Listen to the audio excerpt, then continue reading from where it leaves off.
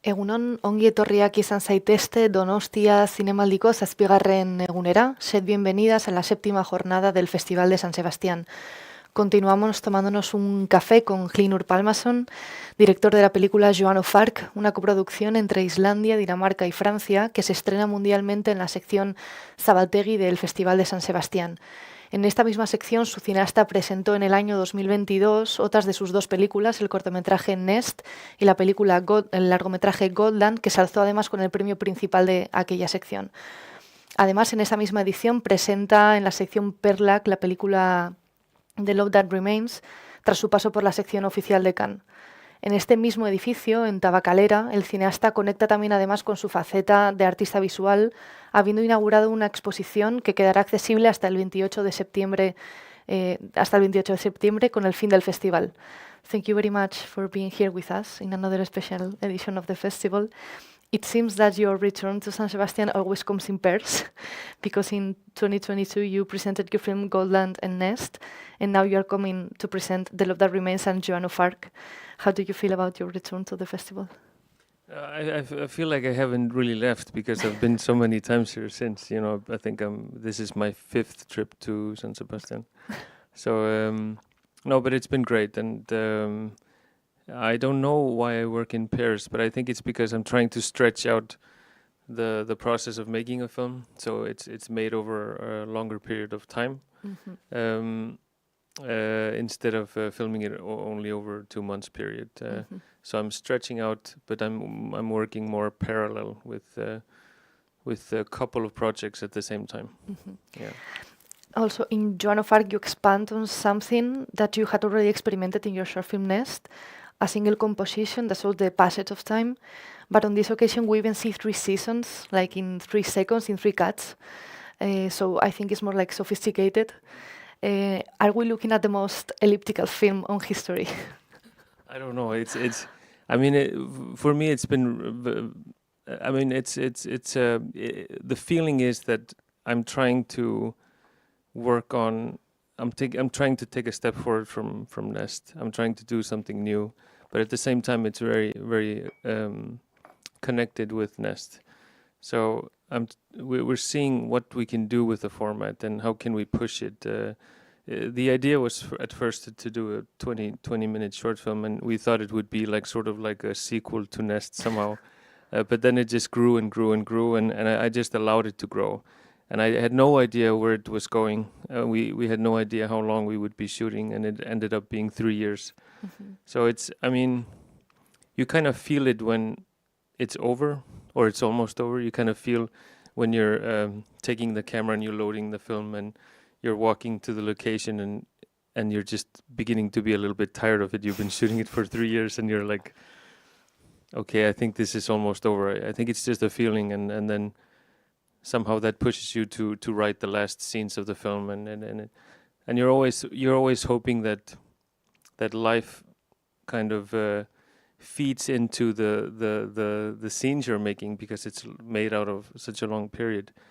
And I had this feeling of like the ideas were coming very naturally of how to sort of finish the film off. Mm-hmm. Also, the same shots show us like a limited geography of Iceland, but I would like you to talk a little bit about this spot and where it's located exactly, and why did you choose this location? Yeah, it's a good question, because it's always so it takes a long time to find exactly where I want to film it. But I want to have it as close to my house as possible. Mm-hmm. Yeah. So because there's a lot of work, like there's so much physical, practical work of just taking the camera, taking the films, having the batteries and the sound equipment and everything. So I knew that I wanted to have it as close to the house as possible. And but I wanted a vastness, and I wanted a lot of different elements. So you had the space, the ground where the characters move, and then you have the ocean, which is kind of like an ocean, like a closed-off ocean. I don't know what you call it, but you can see it dries up completely, and then it fills up again. And then you have in the far you have the glacier, Vatnajökull, the glacier that is close to my hometown, and then you have the highest peak in Iceland, which is you see on the left side of the screen. So it has a lot of vastness, and it has a lot of layers, which I really think a lot about, because if it's raining or if it's very cloudy, you only see the first layer. But if it's clear sky and it's cold and it's winter, you can see so far. It's we were kind of working with the distance and the layers. Also, you are working again with your children that kind of transform the fiction, or the fiction within reality. But I want you to explain the methodology of the film, because I mean, how often did you go to film? I don't know how often. It was so many times, and even like for many months, we went out almost every day just to shoot one arrow or something, or shoot two arrows. And I didn't know if we were gonna capture something more, but sometimes it's like people just have a certain energy, like, and over a 3-year period, people go through a lot of different phases. Yeah.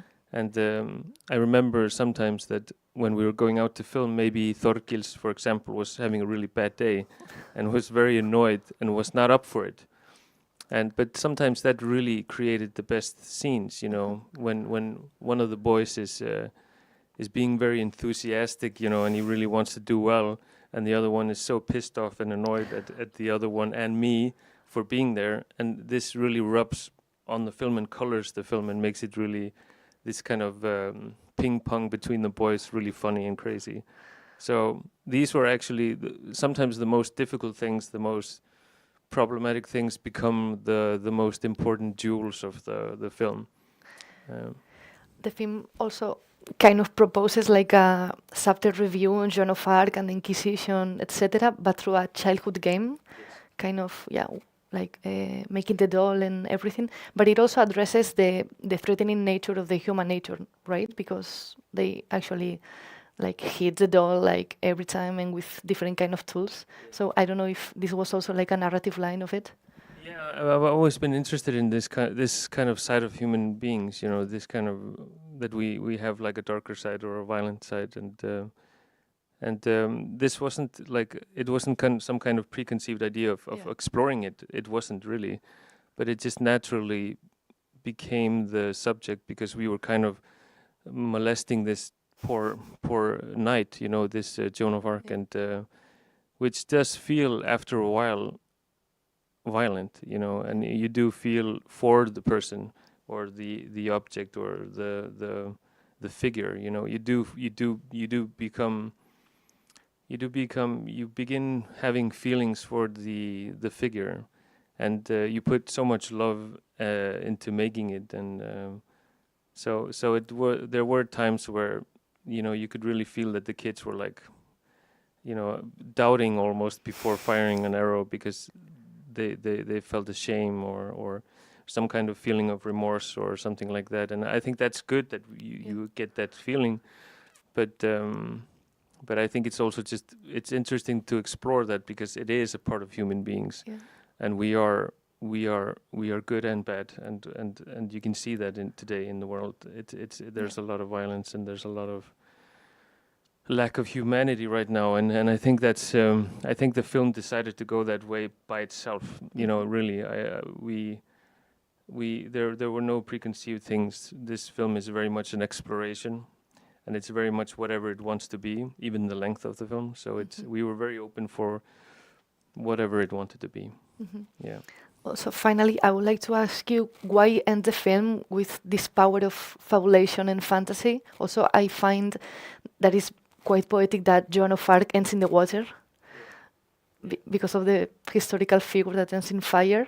So if you could like talk a little bit about this.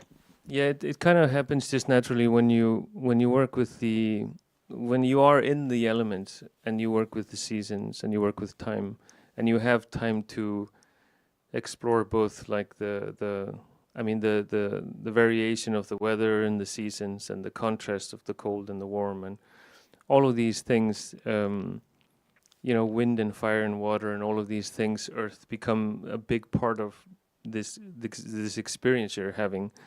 So it's not something, as I said before, that is preconceived.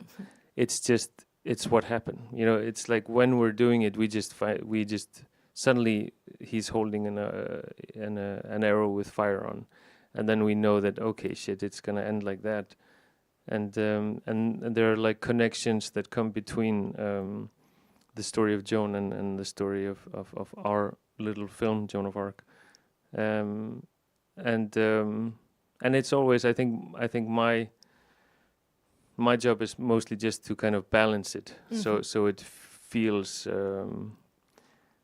so it's a good experience watching the film. So there is kind of like I mean that's always the director's often the director's job is to kind of balance the film right so it works, you know. So it's not too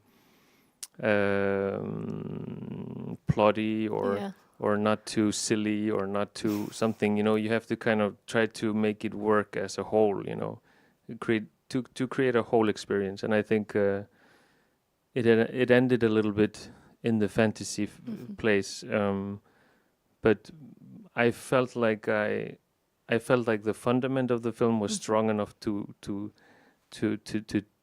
it, to be able to do it. You know, sometimes the fundament or the reality has to be quite strong to be able to bring in some kind of fantasy, you know. Agree. So I felt like I'd done my job, and I allowed the film to go there, you know. Thank you very much, Hlynur, for the interview, also for presenting the film in San Sebastian. Os vamos a dejar con ya la oscuridad de la sala. La película va a seguir teniendo unos pases y os invitamos a que vayáis a la sala a verla. Eskerrik asko.